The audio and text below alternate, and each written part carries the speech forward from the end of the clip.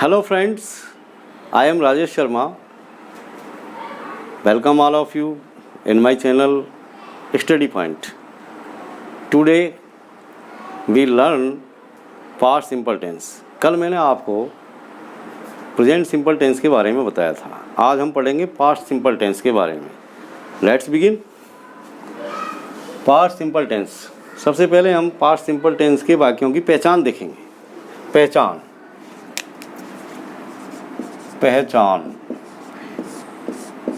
पहचान हिंदी के वाक्यों के अंत में, हिंदी के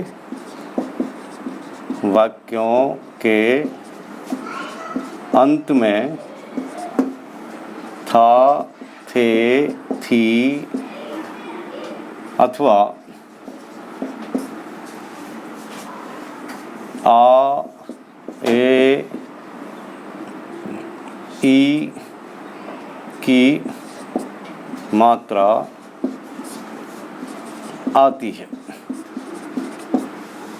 उदाहरण देखिए, जैसे मोहन ने कल एक कार खरीदी थी। मोहन ने कल एक कार खरीदी थी।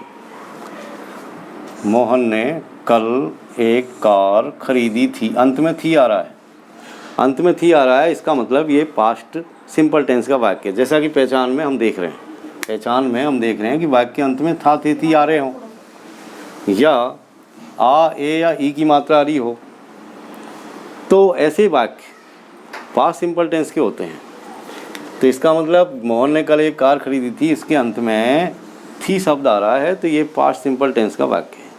ऐसे वाक्यों को जब हम अंग्रेजी में ट्रांसलेट करेंगे तो जो फॉर्मूला काम में लेते हैं वो इस तरह है। पहले सब्जेक्ट मतलब कर्ता, और उसके बाद में मेन वर्ब की सेकंड फॉर्म लगाते हैं, और उसके बाद में ऑब्जेक्ट, और ऑब्जेक्ट के बाद में अदर वर्ड्स हम लिखते हैं। चलो इसको हम ट्रांसलेट करते हैं। तो सबसे पहले सब्जेक्ट। तो इस सेंटेंस का सब्जेक्ट कौन है? जैसा कि मैंने कल अपने वीडियो में बताया था आपको कि सब्जेक्ट देखने के लिए कौन से हम क्वेश्चन करते हैं। जैसे मोहन ने कल एक कार खरीदी थी, तो किसने या कौन ने कल एक कार खरीदी थी? तो आंसर हमारा निकल के आया मोहन। तो मोहन ही सब्जेक्ट है, मोहन। अब इसमें हम देखेंगे मेन वर्ब की सेकंड फॉर्म लगाएंगे। मेन वर्ब की सेकंड फॉर्म, मेन वर्ब क्या है? खरीदना मतलब बाई, BUY। लेकिन BUY की हमको सेकंड फॉर्म लगानी है। BUY की second form bought, BOUGHT, bought. एक कार, ये इसका ऑब्जेक्ट है। तो मोहन बॉट ए कार। फिर हमारे पास बचा कल। कौन सा कल? बीता हुआ कल, यानी यस्टरडे। तो मोहन बॉट ए कार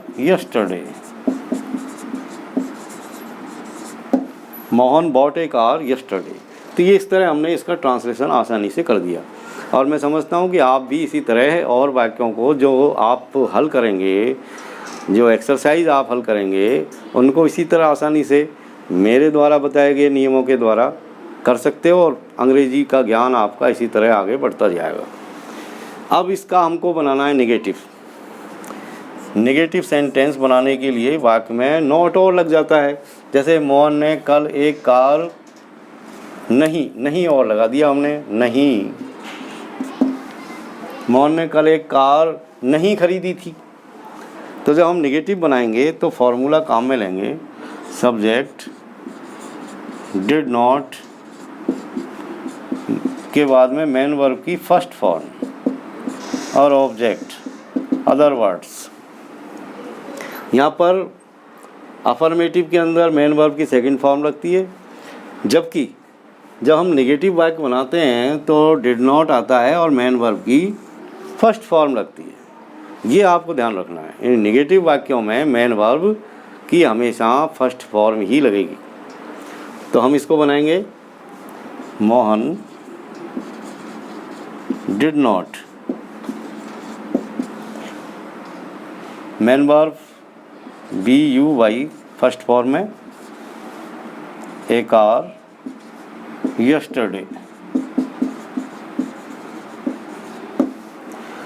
जब हम इसका इंटरोगेटिव सेंटेंस बनाएंगे तो क्या लगा देंगे वाक्य में, जैसे मोहन ने कल एक कार खरीदी थी, तो इसके आगे हमने क्या और लगा दिया। अब आपका ये इंटरोगेटिव सेंटेंस बन गया, क्या मोहन ने कल एक कार खरीदी थी, क्या मोहन ने कल एक कार खरीदी थी। तो ऐसे वाक्यों को बनाने के लिए जो हम स्ट्रक्चर काम में लेंगे वो सब्जेक्ट से पहले डिड लिखेंगे, सब्जेक्ट से पहले डिड लिखना है और उसके बाद में मेन वर्ब की फर्स्ट फॉर्म और अंत में ऑब्जेक्ट, और ऑब्जेक्ट के बाद में अदर वर्ड्स हम काम में लेंगे। तो ठीक इसी तरह पहले हम डिड लिखेंगे, डिड सब्जेक्ट मोहन है तो Mohan, Mohan did Mohan, main verb की फर्स्ट फॉर्म लिखनी है BUY by, A car yesterday.